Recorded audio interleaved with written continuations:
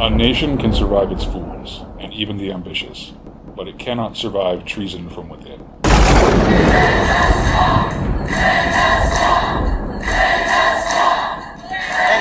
been wrong about the wars, they've been wrong about jobs, they've been wrong about everything. The question is, are they stupid or do they have a plan? I actually think for the most part, they have a plan, but some are not too smart.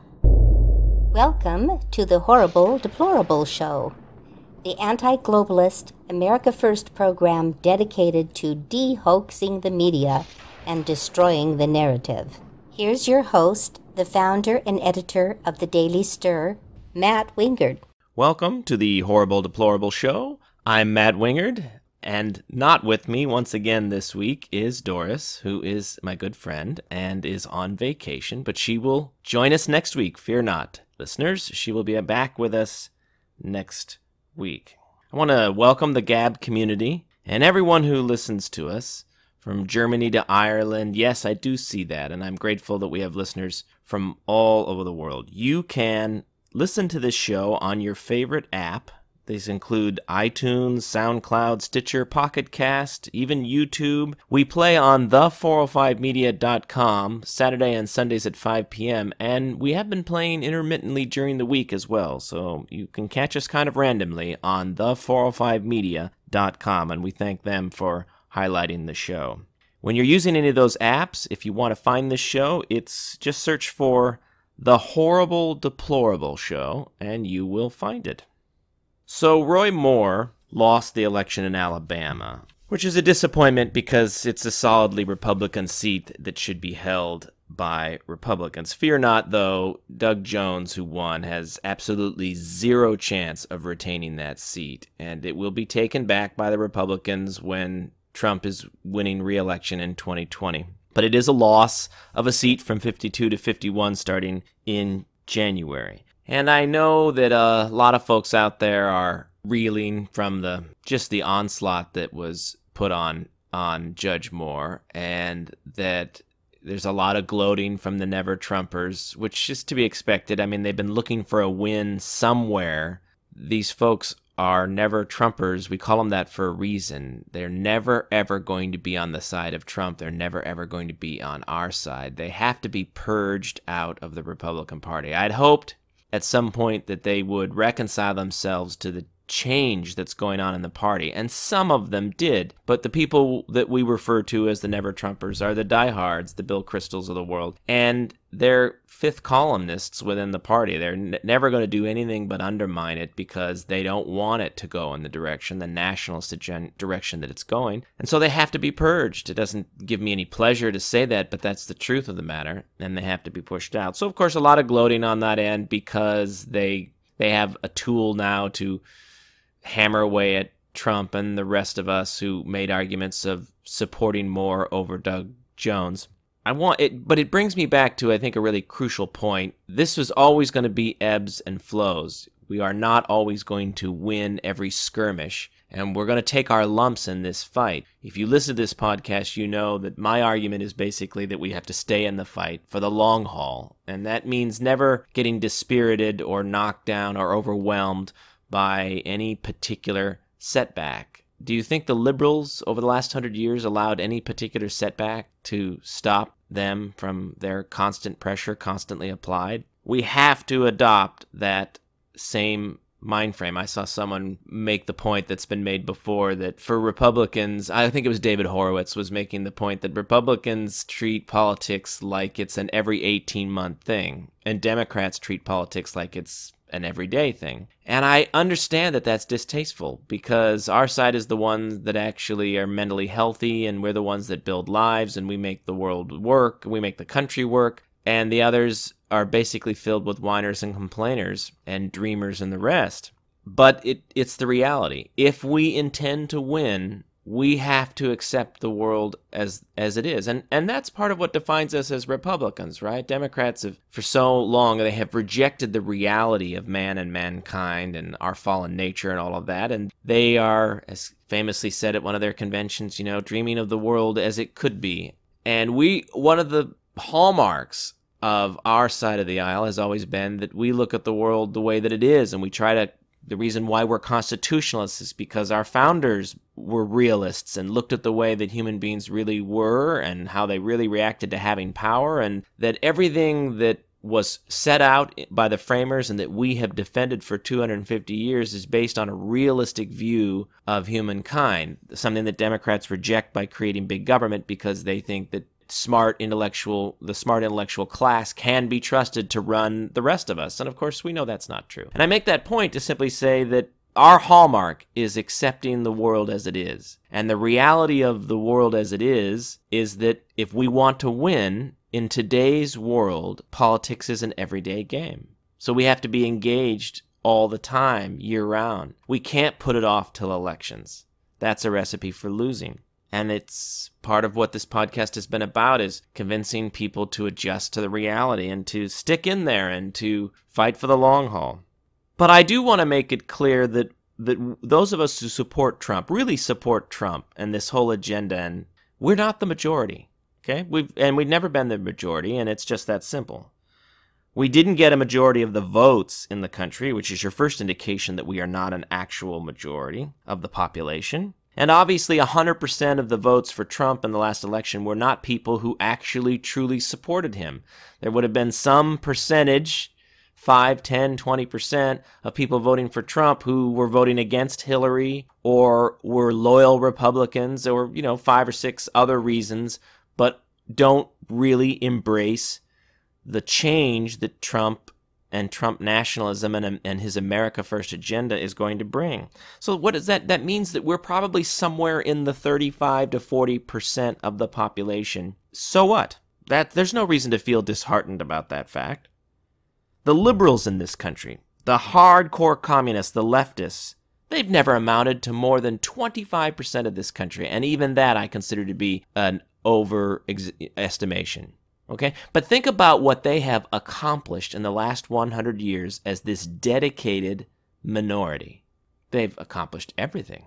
Everything.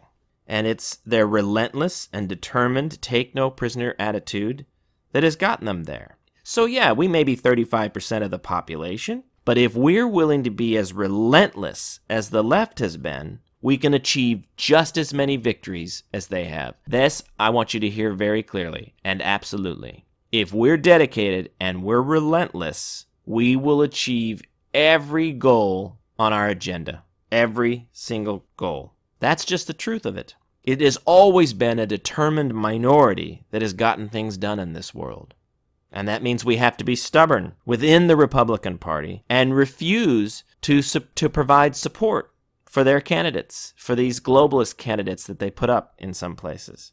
We have to force them to continue to move in our direction. And that's why you've heard me talk about the way to go about a purge in the Republican Party is not to go after everyone simultaneously. We don't have the bandwidth to go after every single globalist and never-Trumper. But you identify a few key people who are the most vulnerable. Take the weakest from the herd, the ones that you know you have a good chance of defeating in their primaries, and you take them out. You concentrate all of your fire on a handful. That sends a much better message than trying to take on all of them and winning sporadically or not at all. So why did Moore lose? I think it was a combination of two things. The Washington Post hit pieces were enough to drive down white vote for him. And at the same time, Alabama saw the highest black turnout as a percentage of the whole electorate that turned out than even Obama got. Now, part of that is a reduction, I think, in white turnout. So it's not necessarily that more blacks turned out in Alabama for Doug Jones than turned out for Obama. This is as a percentage of the electorate that turned out. And I think that was driven almost entirely by the charges of racism that were leveled against Judge Moore. They had pretty effectively taken things that he'd said over the years on the radio and painted him as somebody who opposed the civil rights movement. They had convinced black voters that he was a throwback to the Jim Crow days, or that he had some kind of sympathy or allegiance with that. Of course, not true in any way, but from a political standpoint, they had convinced black voters in Alabama that he was a threat of the highest order, and I think that drove tremendous turnout among blacks in Alabama. So you combine that with the Washington Post hit pieces that drove a lot of white suburban women away from him, and Doug Jones ekes out a very small victory in Alabama. Again, short-lived. It is just impossible. First of all, Doug Jones is not a moderate, and he's going to show you that in his voting record. So it's just impossible for him to win re-election in 2020. And so it's just simply a lost seat for 2 years until someone like Mo Brooks can win it back. Poor Mo Brooks has announced that he has prostate cancer. I had tweeted the night of the election that the first thing I wanted Mo Brooks to do in the morning was to announce that he was running for the seat in 2020, just to put pressure on Doug Jones for the whole time. Instead, in the morning, he announced he had prostate cancer, which is not exactly the announcement that I was looking for. But we wish him the best. Apparently, it's pretty severe, and we hope that he can overcome that and that he will be the candidate in 2020, because no one got robbed more in the last election than Mo Brooks, and he's a good Trump, America First nationalist type, and he deserves to be the next senator from Alabama. But if his sickness carries him away, it'll have to be someone else. It looks like tax cuts are likely to pass. So the GOP is going to get their first major accomplishment, and of course it's exactly what the U.S. Chamber of Commerce wanted. My question is this the only significant thing that the GOP can accomplish in the 2 years that they have been given full control of the government by the voters? We're headed into 2018, and already the warning signs are beginning to flash about November of next year. And you see NeverTrump and the Chamber already trying to lay the groundwork for any loss of power that may come in November. Something that we've talked about at length on this podcast. And I've told you before that there's zero chance of losing the Senate, and that it is the House that will flip if anything flips, and that's a shame because the House is actually passed Trump's agenda, and Trump's, where it's gone to die is in the Senate. And the Senate's really the problem, and yet they're going to escape retribution for this in the next election. But of course, the GOP, the Never-Trumpers, and the Chamber, they want to frame this all as it's Bannon's fault or Trump's unfocused. It's anyone's fault but their own. In reality, the tax cuts were really all that they wanted. If you think about the big agenda items, repealing Obamacare and immigration reform and trade reform and tax cuts, the only one of those items that the U.S. Chamber of Commerce really wants is the tax cuts. And notice that that's what's passing. So what more could the U.S. Chamber of Commerce want? They're going to get the tax cuts, the Dow is up, and then to them, if Trump's immigration and trade policies are thwarted until the Dems win the House in November, well, that's the best of both worlds for them, because with Dems in only partial control, they can rely on Republicans and Trump to veto or block anything that's very, very bad for them. And they got what they wanted, and they stopped Trump's nationalist agenda. So just think about that. If we get to November of next year and the House flips to the Dems, it will literally have been exactly what the U.S. Chamber of Commerce wanted on election night 1 year ago. I mean, if you were them, and you just realized that Donald Trump got elected, what would your plan be? And what has happened over the last year? And if what I'm saying is correct about what's going to happen over the next year, during that 2-year period, what would be any different if it was the Chamber's objective to get all of the conservative things out of the Trump administration that they could and block all of the nationalist things that they as globalists oppose, and then block him permanently by splitting the government so that very little can get done? I mean, it's a perfect scenario for the globalists and the Chamber crowd. Think about that as we go into 2018. What has happened to build the wall, repeal and replace, and lock her up, drain the swamp? What we're really looking at next year, contrary to the spin that's going to be coming at you from the liberal commanding heights and the Chamber folks, is an enthusiasm gap. Democrats are obviously very enthusiastic to come out in November and to try to win seats and to oppose Trump. And that can be overcome on the Republican side if we're energized as well. But that's obviously not happening because things are not being accomplished in Congress. Notice that you can see a direct line from when Trump took office. In the first few special elections that took place when Republican voters still believed that the Trump agenda was going to pass, Republicans won those elections. And now, as it's become clear to Republican voters that a lot of never-Trumpers and globalists within the Republican Party are actually thwarting the Trump agenda, basically since repeal and replace failed, notice that Republicans have begun to lose elections in Virginia, in Alabama, other places. It's the enthusiasm for the Democrats has not changed over that period. What has happened is the enthusiasm for Republicans has fallen off dramatically. And if Republicans cannot accomplish things of any significance next year, then this is what we're looking at in November, is a depressed turnout, a not as enthusiastic turnout for Republicans, while Democrats have been so hyped up by the mainstream garbage media, constantly making them think that this is a threat to the democracy every second of every day. They're going to turn out, and bad things are going to happen in that election.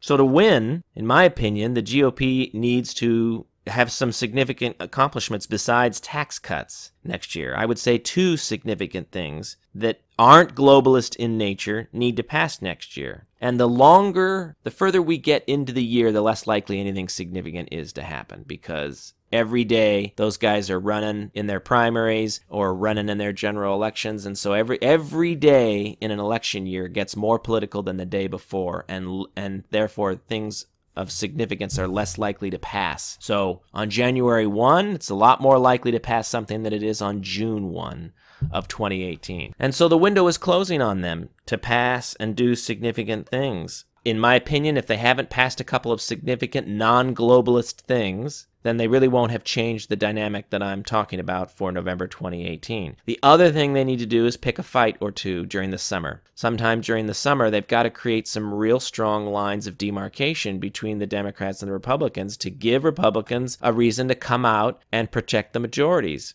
We'll see what they actually manage to do. At this point, I'm sanguine. I'm iffy, really iffy about whether or not next year is going to be any different than this year. I don't see any reason to believe that next year will be any different than this year. And as the losses have begun to mount in the special elections, of course, the NeverTrumpers and the U.S. Chamber folks, they've all started to spin this as this is the whole Trump train gone wrong, which is ridiculous.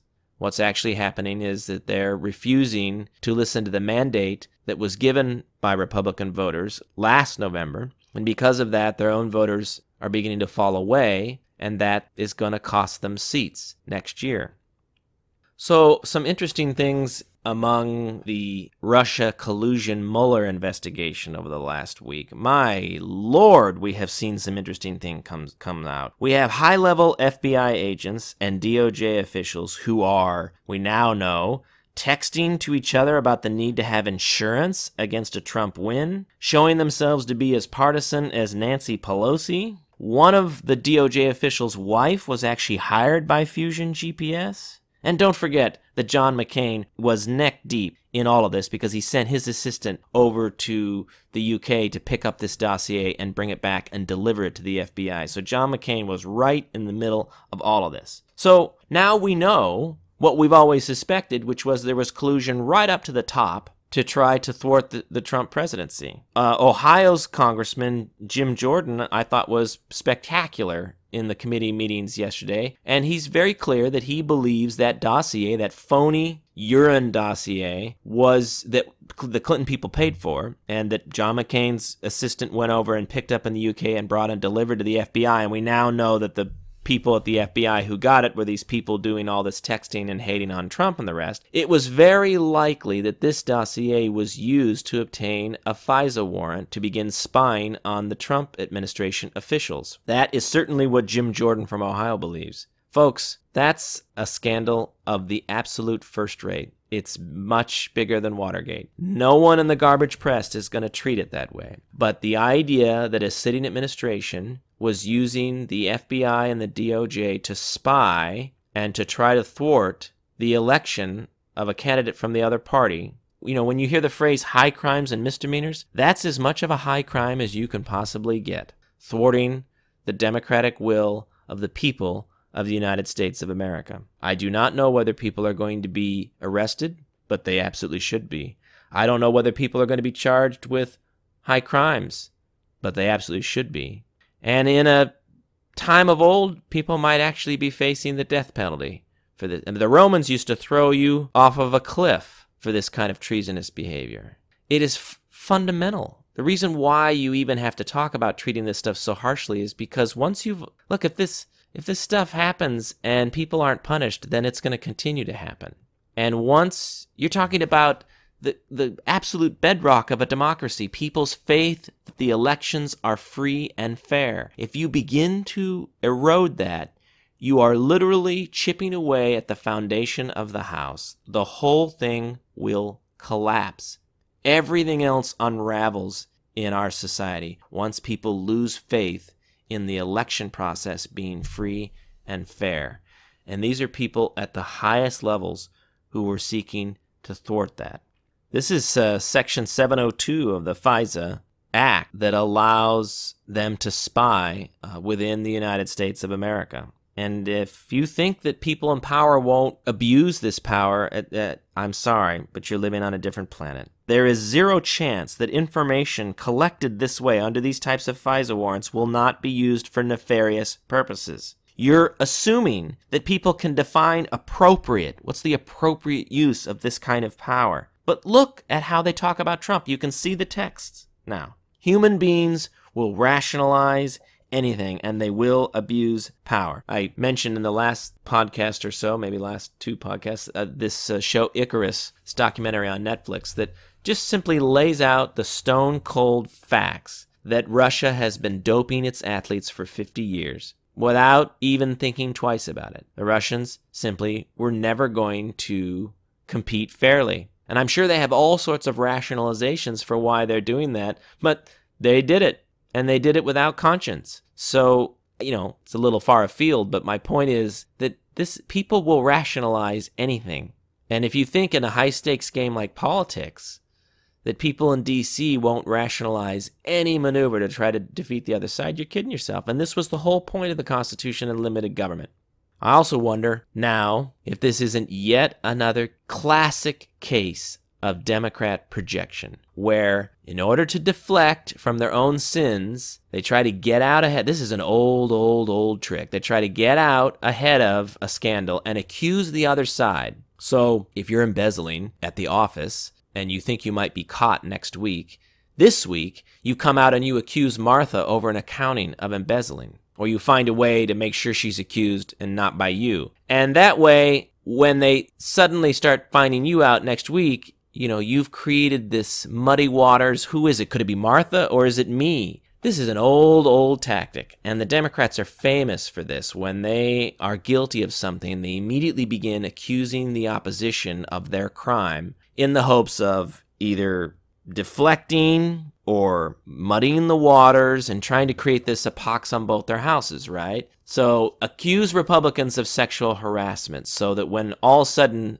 a flood of sexual harassment claims are coming against your side, you hope that the voters kind of take away, well, they're all involved in sexual harassment, I guess, right? Democrats depend on voters not really weighing how guilty one side is or the other. And so they figure if they can throw a little mud on their opponents, then voters will just say, oh, they're all muddy, and it negates the crime they've committed. So did they panic a year ago when they saw that Trump had been elected and realized that they'd been involved in extremely illegal collusion activities at the highest levels in the FBI and DOJ? Did they then concoct the Russian collusion story and push that out there and get an investigation going, and ultimately an independent counsel, and all of the press around that, so that when the day came that their actual collusion was exposed, that it would just seem like, well, it looks like everybody's dirty. Trump was colluding with the Russians, and the Democrats were colluding with the DOJ, so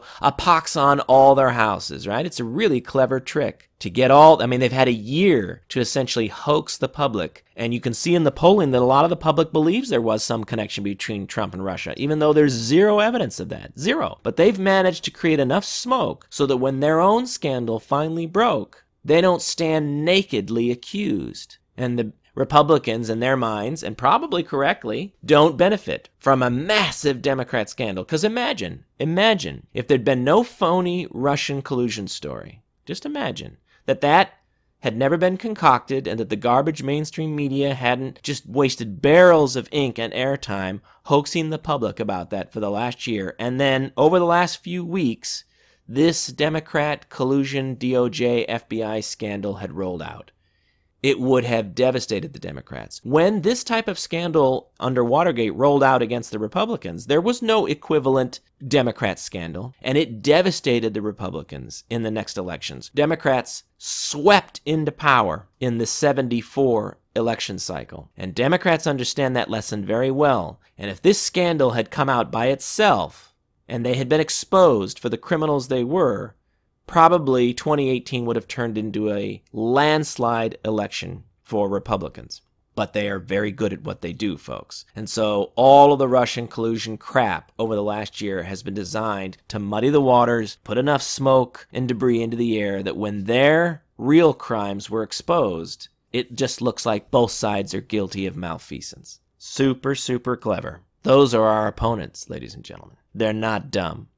Net neutrality is in the news, and it looks like the FCC is going to roll back the Obama rules and deregulate the industry to some degree. I know people on both sides of this argument who feel very strongly about it. I wouldn't say I'm passionate on either side of this. Generally, I'm probably going to back the FCC's move today because I prefer deregulation over regulation, and I don't like the idea of preemptory regulations that assume something is going to happen in the future and therefore we have to regulate now to stop it. I think that if you need regulation, then you wait for a crime to be committed or something nefarious to happen, and then you regulate as a result of that if you must.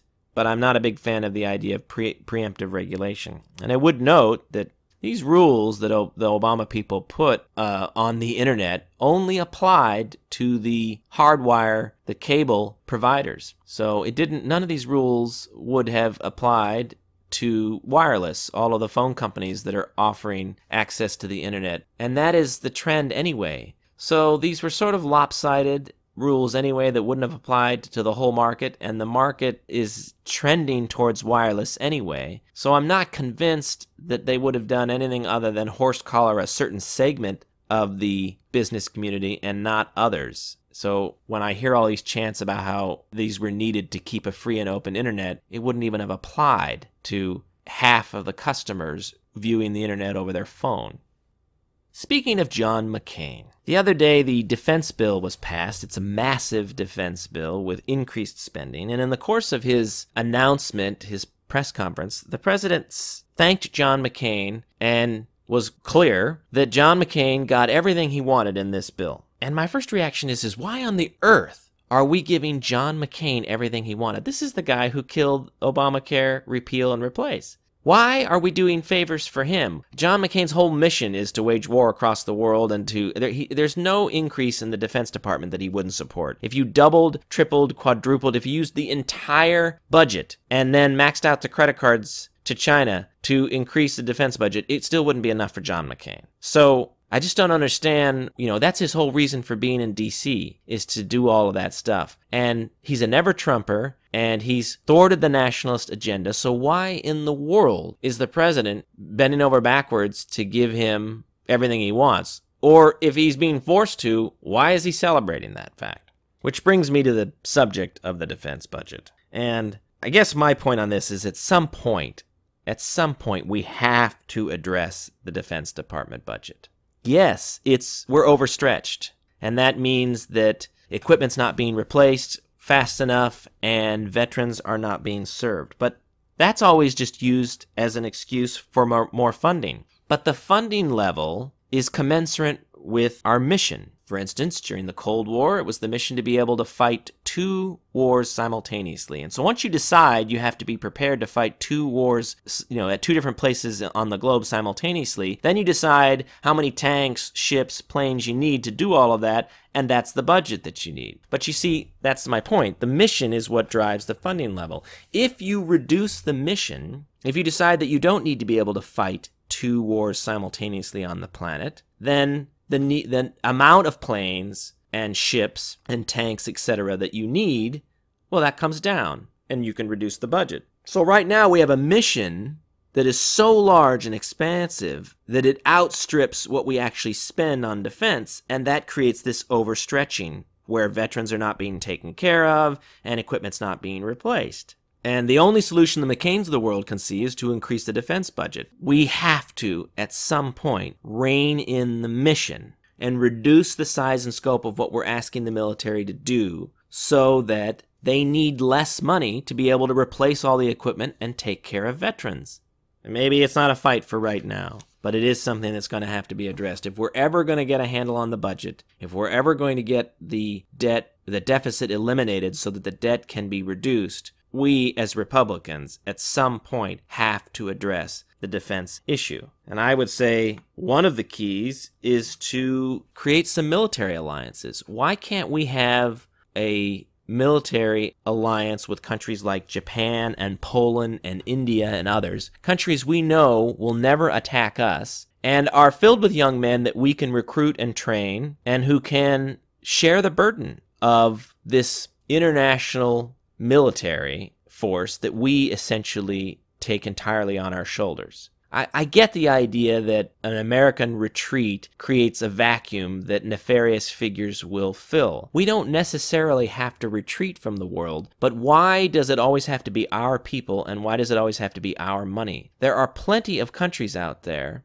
who can contribute, who are zero threat to us, and I think it would help us in our trade relationships and in our international relationships if, our bases in and around Japan were mostly staffed by Japanese men and women, and they were paying for the ships and the equipment. And why can't our bases in Europe and other places, why can't they be staffed by Polish and Czechoslovakian and Hungarian citizens? And they can help to pay for that. And it's just a start. I'm just trying to put that out there as a start of a conversation, but I'm not claiming to have all of the answers. But there is a way to take the amount of money. First of all, again, we still have to reconcile the mission with the budget. So in order to accomplish the mission we have set for ourselves today, the budget would probably have to increase even from where it is today. But let's assume we can rein in the mission to the point where the budget that we just passed would be enough.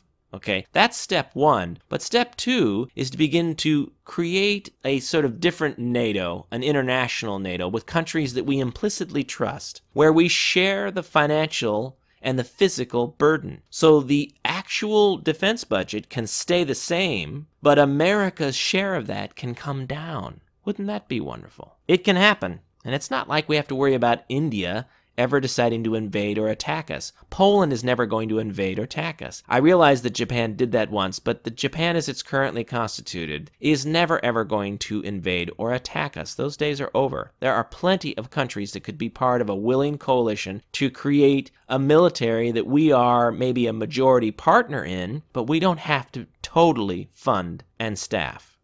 A Hysteria update. Feminists remain on the march. We had our first suicide. It was a state official in Kentucky. No due process there.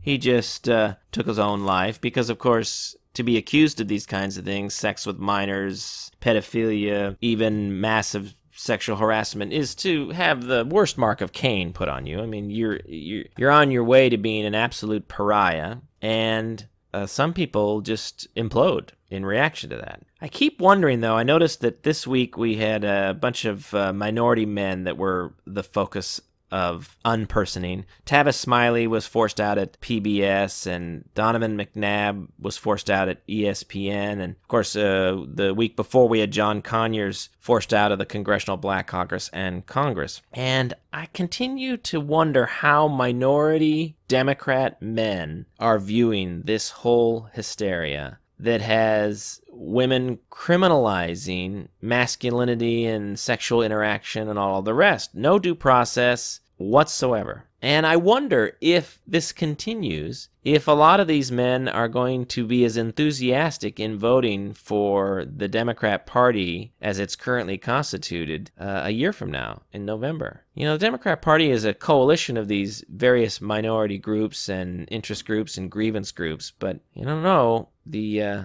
angry feminist seems to be in full control right now.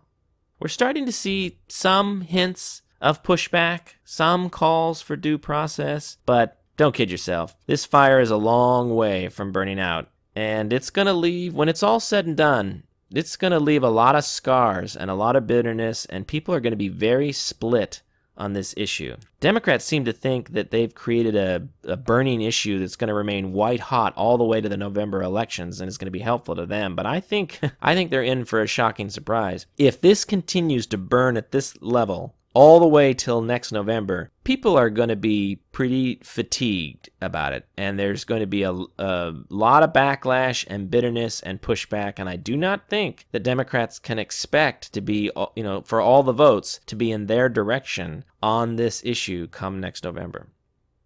So years ago, Jean Raspail wrote this book, Camp of the Saints, which it was a dystopian scenario of the third world essentially flooding into Europe. And it's something that people on the right talk about a lot, and it gets a lot of play. But I have to say that I think it's just a matter of time. I mean, people have said that he's quite prophetic, and I as much as 1984 by George Orwell was clearly prophetic, I think the thing that we now realize about George Orwell is that he was about 30 years too early in his prediction. The book should not have been titled 1984. It should have been entitled 2014, because I think if that had been the title and his projection was that this sort of totally oppressive top-down regime would exist in 1984, if he'd predicted that for 2014, I think a lot of people would say he was an absolute genius and got the prediction exactly right, because there is so much of what's described in 1984 that is real life today and quickly becoming such. So he's still a genius, just got the prediction a little bit wrong. And I think with Jean Raspail, I think it's the same thing. He predicted it too early. And I do think at some point in the future, Africa is going to flood in mass into Europe. You have all of these young men in the Middle East and Africa who have phones and they have internet access, and they can see what life is like in Europe. It's right in front of their face. And if you think they're just going to stay in their poverty-stricken neighborhoods, I think Europe is kidding itself. There's going to be some spark at some moment, and millions of people, perhaps tens of millions of people, are going to get on boats or cross land bridges, and they're going to come into Europe. And there is absolutely nothing that Europe is going to be able to do to stop that when it happens. It will be way, way too overwhelming. And I was reading a quote from Mr. Raspail, which I hope I'm pronouncing right. I was reading a quote that apparently is from the preface to the third edition, the 1985 publishing of that book. And it concludes with this quote. He says, "I am a novelist. I have no theory, no system, nor ideology to propose or defend.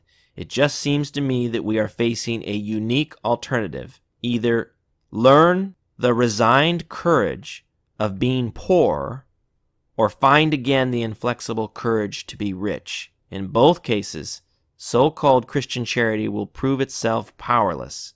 The times will be cruel." End quote. And what he's talking about there is that you have to be willing to say no and to put up barriers, and if necessary, to resist violently the flood of millions of people into your country, or your standard of living will be obliterated. His point is unless you're willing to vastly reduce your own standard of living to create some parity with the third world, then you better be willing to keep them out through violent means if necessary. And, I think whether you like it or not, that statement is essentially true, because if those areas of the third world do flood into Europe, it will dramatically reduce their standard of living, period. So that's one outcome. Or they have to resist them, and the only way to resist millions of people is to violently resist them, and that's the only other scenario. And so, of course, you know where I stand in this. I don't think Europe has the will to fight like that. Time will tell. When and if the day comes that it happens. So I need to make a correction. A couple of podcasts back, I was telling the story of Richard Cordray, who was the director of the Consumer Financial Protection Bureau, and the whole stunt he tried to pull with appointing his successor and not allowing the President of the United States to do that. I said that he resigned the day before his term ended so that his replacement could take his spot, and that wasn't true. His term didn't actually end until July 2018. I did make the point that the reason he was resigning was because he wanted to run for governor of Ohio, and he couldn't wait. Turns out, what I meant to say was that he couldn't wait until the term ended in July 2018 to run for governor. He needed to get out sooner. So I got that one fact wrong. It wasn't the day before his term expired. But I got everything else right, and in the ensuing period since I told that story, Mr. Cordray has announced his run for the governorship of Ohio. So Omarosa is out at the White House. There's a couple of interesting, amusing things about this story. So April Ryan is this black reporter in the White House press corps who is known to be quite combative in the press office and not very bright.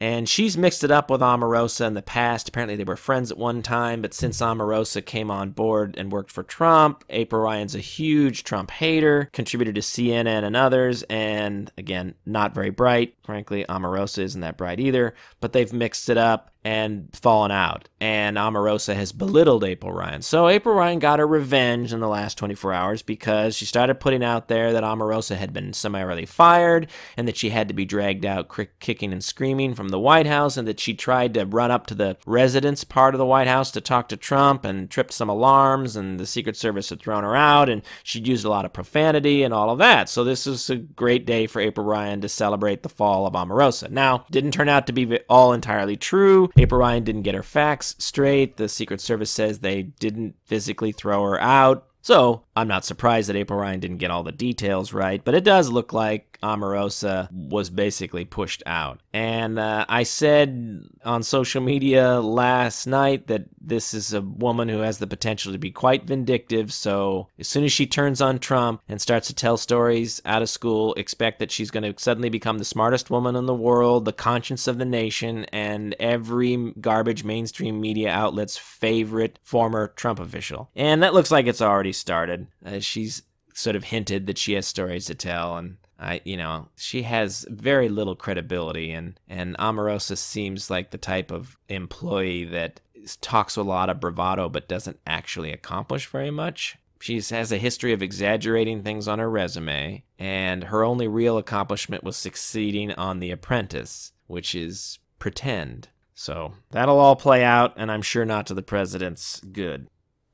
So the Library of Congress just announced every year they add 25 films to their registry for preservation. When they started out doing this years ago, they were grabbing a lot of really old films because part of what they do is full restoration of the film. And the older films are deteriorating, and the whole reason for doing this was to try to get those films and have money spent on restoring them so that they would be permanently preserved. As it's gone on, the Library of Congress has gotten more political in its choices, and I was looking at their list this year, and there's some stupid things on there that just don't meet the goal. I mean, when you think about how many older films need to be grabbed and preserved, I think that the folks who run the PR office for the Library of Congress and all of this process, they're worried that no one will care because it'll be a list of 25 films that people have mostly not heard that were made 80 years ago or something. That actually is their mission, to preserve these old films, but instead they're focused on, I think, putting a lot of things in there to please audiences, which is stupid. And I'll point out, there's films on here from 97, Four Little Girls from 1997. There's even a film, Memento, from 2000. Now, Memento's a fine film, but this is not a film in drastic need of being preserved. It was only made 17 years ago. So people are sitting down in these rooms to make these decisions and obviously pretentiously picking some of their favorites. Pretty stupid. I mean, it's not like I don't like movies like Die Hard from 1998, Field of Dreams from 89, some of these films. But I don't know that a film from the 80s needs to be grabbed for preservation yet. Titanic from 1997. It's only been 20 years since that movie came out. You're telling me they don't have a digital version of that movie already? Most of the movies made in the last 20 or 30 years either were made digitally or they've been digitized. So there's really no preservation needed. There are some important things on here. There's some films from the 20s. There's even a film about the interior of the New York subway from 14th Street to 42nd Street that was made in 1905. I can see exactly why something like that ends up on the list, because that is really old nitrate-based film and it needs to be preserved. And that's important work. Dumbo from 1941 is animation. It's old enough that it probably does need some preservation work.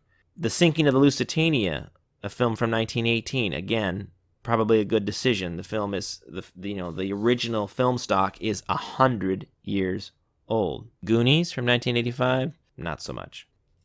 Nina Simone will be inducted into the Rock and Roll Hall of Fame this year, along with Bon Jovi and some others. She died at age 70 in 2003. She was born Eunice Wayman in North Carolina and was well known as a civil rights activist. Her contributions to music are legendary, and I'm a big fan of Nina Simone. Personally, I probably would not have liked her, and if you'd asked me if I'd wanted to spend any time with her, probably not. But that doesn't impact the fact that she was a brilliant artist. I'll give you a sense of her character. This is a paragraph on her temperament from Wikipedia. Simone was known for her temper and frequent outbursts. In 1985, she fired a gun at a record company executive whom she accused of stealing royalties. Simone said she tried to kill him but missed. In 1995, she shot and wounded her neighbor's son with an air gun after the boy's laughter disturbed her concentration. According to a biographer, Simone took medication for a condition from the mid-1960s on, probably a mental health condition. All this was only known to a small group of intimates and kept out of public view for many years. After her death, singer-songwriter Janice Ian, a one-time friend of Simone's, related in her own autobiography 2 instances that illustrate Simone's volatility. One incident in which she forced a shoe store cashier at gunpoint to take back a pair of sandals she'd already worn, and another in which Simone demanded a royalty payment from Ian herself as an exchange for having recorded one of Ian's songs, and then ripped a pay telephone out of its wall when she was refused. End quote. No, I would not have wanted to spend 1 second with Nina Simone, and she probably should have spent some time in jail. But as a singer and a songwriter, she was brilliant, and her songs have been used relentlessly in movies. You can see her work used beautifully in the Thomas Crown Affair remake from 1999 with Pierce Brosnan and Rene Russo, and in the 1993 movie Point of No Return, starring Bridget Fonda. This is going to be another slightly shorter broadcast, and we look forward to having Doris back with us next week. I got asked from folks why I included Doris in the goodbye at the end of the show, and that's because I didn't want to change the ending of the show just because Doris wasn't present this week. I like how the show begins and ends, and I wanted to keep that intact. So we're just about out of time, and we need your help to grow, so I'm hoping that you will share this podcast with others that you know so that we can grow our audience. And you can always find this podcast on iTunes, SoundCloud, Stitcher, Pocket Cast, YouTube, and the rest. Trump supporters, you are not alone. Goodbye, Doris. Goodbye, Matt.